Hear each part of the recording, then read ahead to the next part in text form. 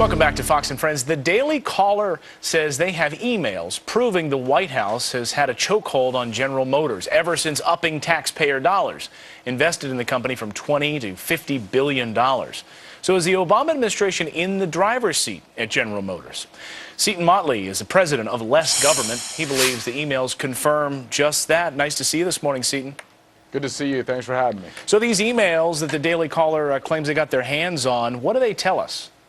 Well, they tell us it's the latest bit of evidence in a long-running story of how General Motors has become Government Motors as a result of the $50 billion investment by the federal government. Again, as you said, up from 20 to 50 by Barack Obama. The emails show that 20,000 non-union Delphi employees, which was a spinoff of General Motors, were thrown over the side and their pensions cut to give a break to the union employees.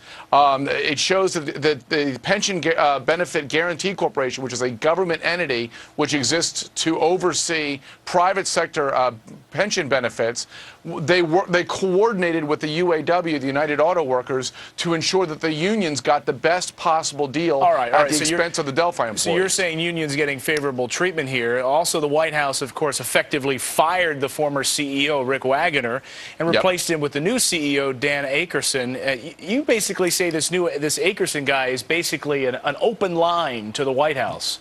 It's Akerson, but yes, he is an open channel. You know, how many car executives would you really expect to call for $1 a gallon gas tax increase?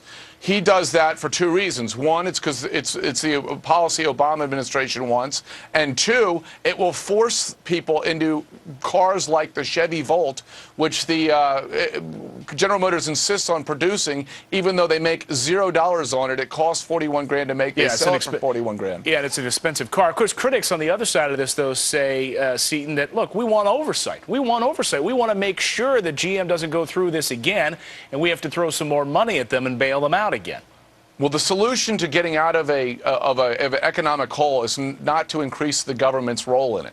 The General Motors has time and again now engaged in tilting at leftist ideological windmills rather than in normal car manufacturing processes and practices that would actually assist them in getting out of the hole, building the Chevy Volt, a $3 million solar power plant, et cetera, et cetera. All right, stay on top of this for us, Seton. We appreciate you joining us this morning. Seton Motley, president of Less Government. Thanks for joining us. Thank you for having me.